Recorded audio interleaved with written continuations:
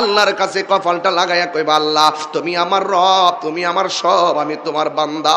জীবনে বড় গুনাহ করেছি, এমন গুনাহ করেছি আমার বউ জানে না, এমন গুনাহ করেছি আমার সন্তান জানে না, এমন গুনাহ করেছি আমার বন্ধু জানে না, বন্ধুর সঙ্গে এমন কোনো কথা নাই আমি শেয়ার না করি, কিন্তু এমন কিছু পার্সোনাল গুনাহ আছে আমার বন্ধুরে আমি বলি না শরমে, আমার বাইরে আমি বলি না শরমে, আমার বোনরে আমি বলি না শরমে, আমার স্ত্রীকে বলি না শরমে, আমার সন্তানরে বলি না শরমে। আল্লাহ কয় বান্দার রে তোর গুনার কথা কাউরে কস না, কিন্তু আমি আল্লাহ তোর জাররা জাররা পরিমাণ নেকির খবর জানি, আমি আল্লাহ তোর বদির খবর জানি। এ যুবক, তুই যে গুনাহগুলা করছ, এই গুনাহগুলা যদি আমি সমাজে ওপেন কইরা দিতাম তাইলে তুই চেহারা দেখাইতে পারতি না। এই জন্য আমার নবী, আপনার নবী রাহমাতুল লিল আলামিন হাবিবে দু জাহান বলেছেন, হারানো টাকা ফেরত পাইলে বান্দা যেমন খুশি হয়, ঠিক এমন ভাবে বান্দা পাহাড় পরিমাণ গুনাহ করার পরে যদি চোখের পানি ফালাইয়া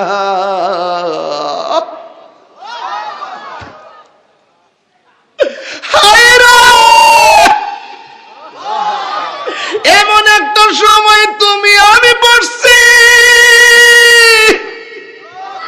কি দিয়ে ওয়াজ বুঝাইতাম ভাষা নাই, কি দিয়া ওয়াজ বুঝাইতাম ভাষা নাই। আল্লাহর ওলির জিন্দেগি তালাশ কইরা দেখেন, আল্লাহর ওলির জিন্দেগি তালাশ কইরা দেখেন, সন্ধ্যাবেলা তাড়াতাড়ি খাইয়া আশা পইরা ঘুমাইয়া গেছে, গভীর রজনীতে ঘুম থেকে উইঠা যায় কয় গাফুরুর রহিম নাম তোমার আল্লাহ হো আল্লাহ। শৈলা ডুলাই ডুলাই কোন গাফুর রহিম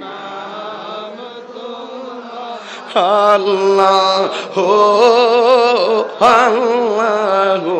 আমার ভাল চায়েন না, মাথা নুয়ান, মাথা নিচু করে কোন গাফুর রহিম নাম তোমার আল্লাহ হো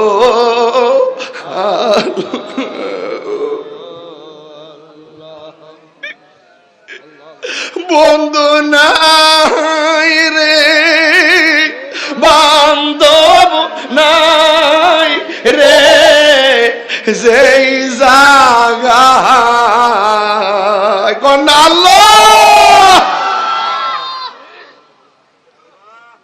বন্ধু নাই রে বান্ধব নাই রে, যে জাগায়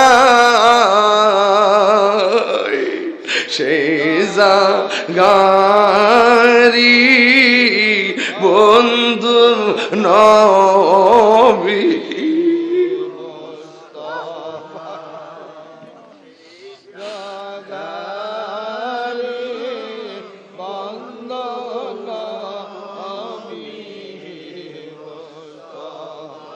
কবরেরই আযাব যদি মানুষ দেখিত,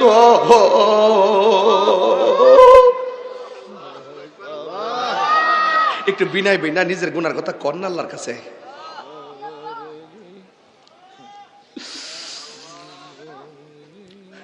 কবরেরই আযাব যদি মানুষ দেখিত, ঘরবাড়ি রিয়া পাগল হইত, আব্বায়া যার শুই সে মাবুদ কবরে,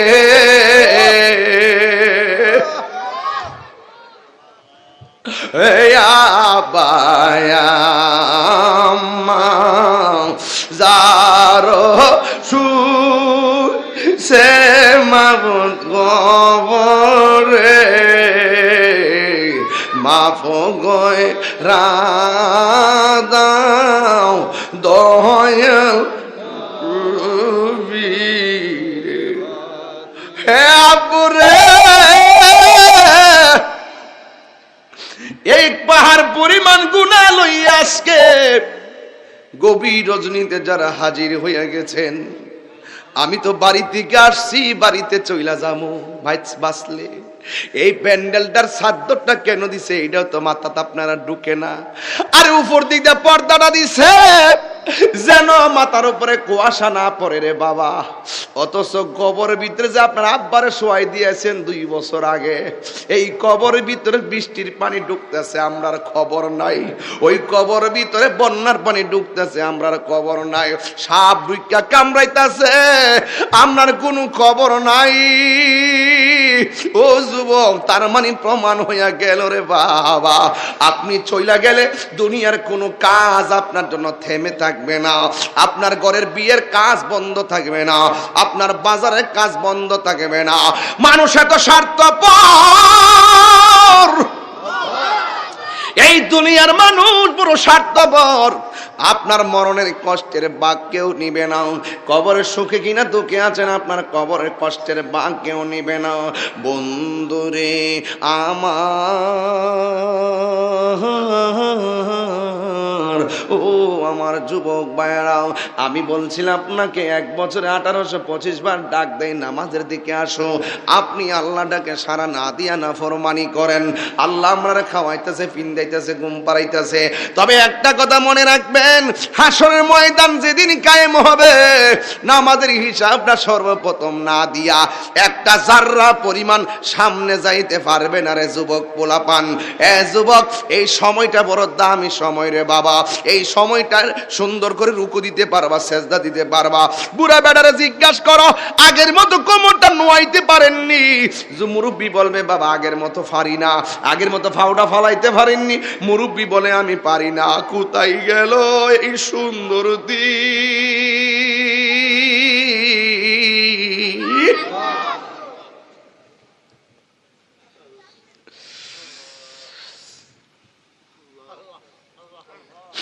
হাসরের ময়দানটা বড় কঠিন হবে। হাসরের ময়দানে 50,000 বছর মানুষ তামার জমিনে দাঁড়ায়া থাকবো। আল্লাহু আকবার।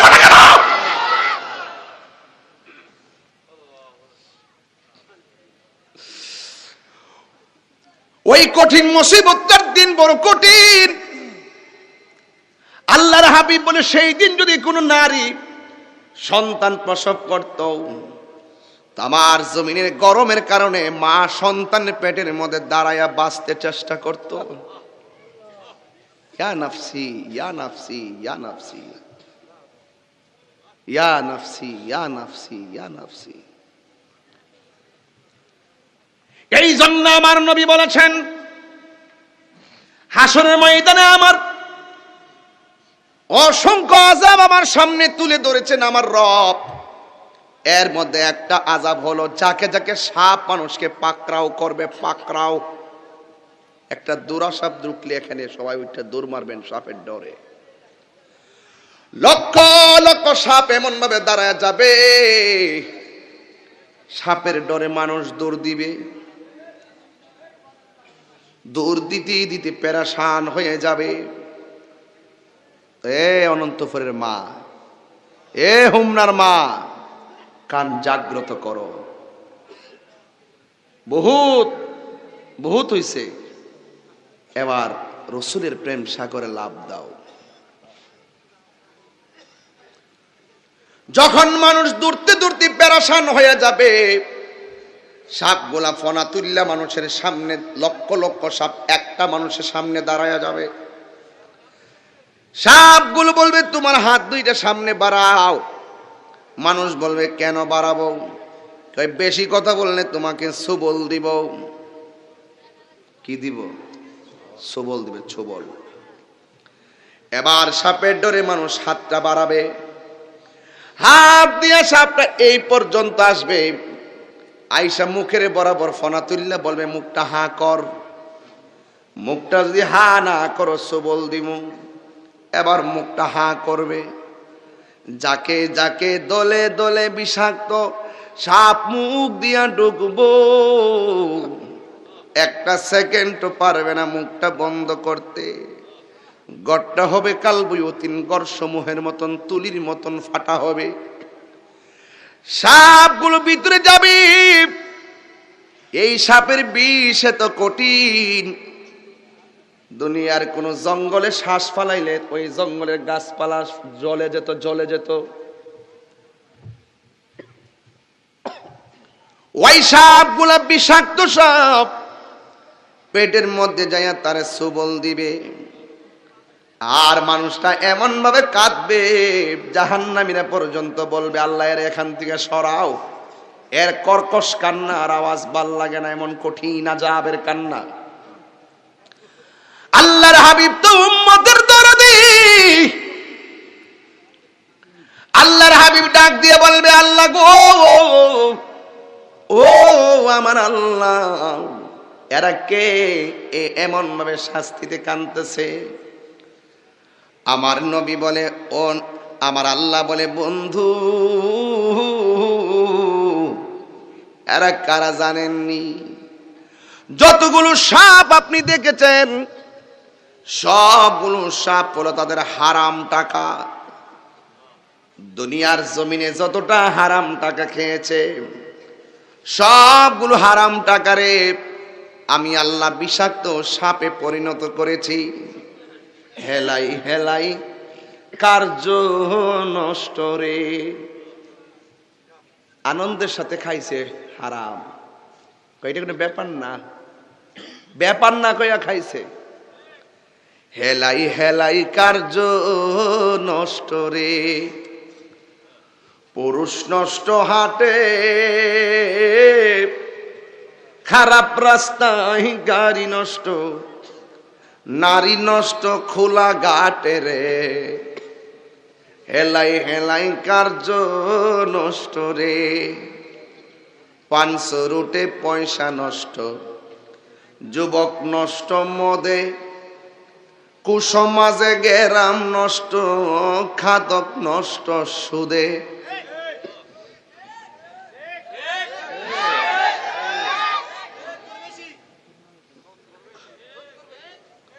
পাঁচশো রুটে পয়সা নষ্ট, যুবক নষ্ট মদে, কুসমাজে গেরাম নষ্ট, খাদক নষ্ট সুদে।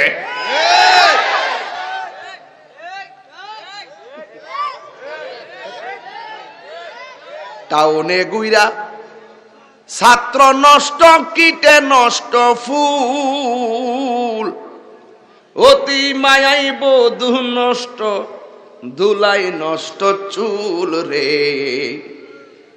হেলাই হেলাই কার্য নষ্ট রে, পুরুষ নষ্ট হাটে, খারাপ রাস্তায় গাড়ি নষ্ট, নারী নষ্ট ফুসকুনির খোলা ঘাটে রে। হেলাই হেলাই কার্য নষ্ট রে, ঠিক কিনা? ও তুই ডুব দিলে রূপ দেখতে পাবি রে, রাউস না। ও তুই ডুব দিলে রূপ দেখতে পাবি রে, পাবে তোর খুদে মহাজন, পাবে তোর খুদে মহাজন, পীরের দিল দরিয়াই ডুবে দেখ ওরে পাগল মন। দিল যখন হবে খাঁটি বুঝতে পারবি উজান বাটি, কোথায় কি রতন। যেই রাইত হইছে না, এই রাইতে এগুলাই চলে।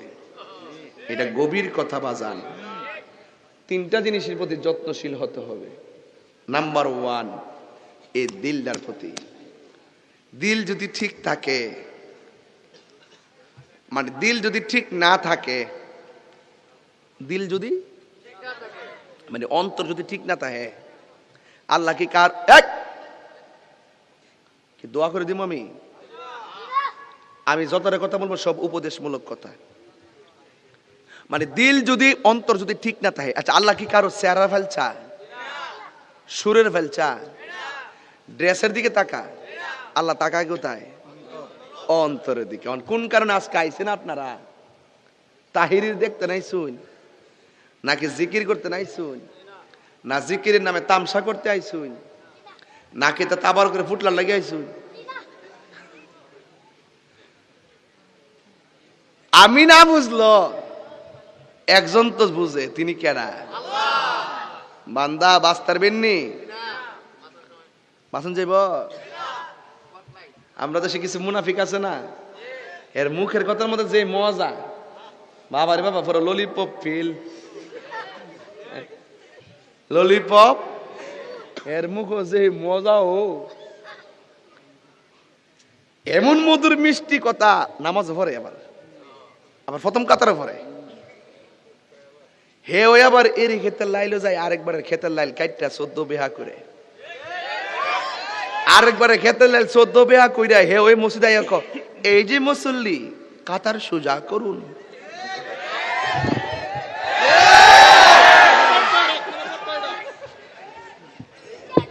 এই মুনাফিকদের কারণে সমাজের সবচাইতে বড় সমস্যা। হাত তুলে বলো, ঠিক কি না বলো?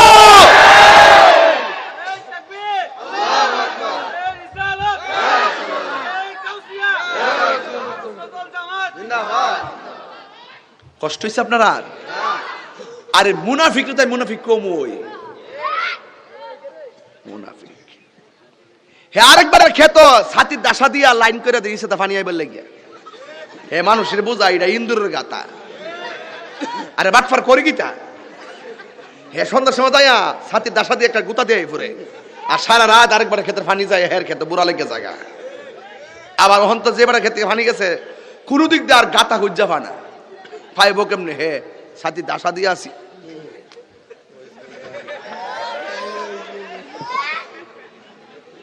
হে ওই আবার আরেকবারের ক্ষেতের আইল কাইটটা, ও মুরব্বি, আরেকবারের ক্ষেতের আইল কাইটটা 14 বিয়া কইরা হে মসজিদে যাইয়া ক, এই যে মুসল্লি কাতার সুজা করেন। আসিনি আসিনি আসিনি আসিনি। ওয়াজ ঘটনাটা কইলাম, ঘটনা কইলে তো বুঝবেন যে একটা লাইনে ওয়াজ। এগুলো তো ভ্যারাইটি ওয়াজ, এগুলো দরকার আছে, হেদায়েতের দরকার আছে। আর আমি কইতাম 3টা জিনিসের প্রতি যত্নশীল হইতে হইব। কয়টা ভাই? 3টা। এক নম্বর হলো অন্তর। সুবহানাল্লাহ। অন্তর যদি ঠিক না থাকে, অন্তর যদি ঠিক না থাকে, কবরে যাওয়ার পরে বাসটা পৌঁছার আগে লাশটা পৌঁছে দেবো গা। ওয়াজ তো বুঝতেছে না, কিতা করতেছি? আচ্ছা কি ওয়াজ খারাপ হইতেছে না? কিতা আবার সুদ কুট্টু নিয়ে আবার লাগিয়ে যায় আমার সাথে, আমার ডর করতেছে বাজান। হ্যাঁ, এইটা তো দরকার আছে তো।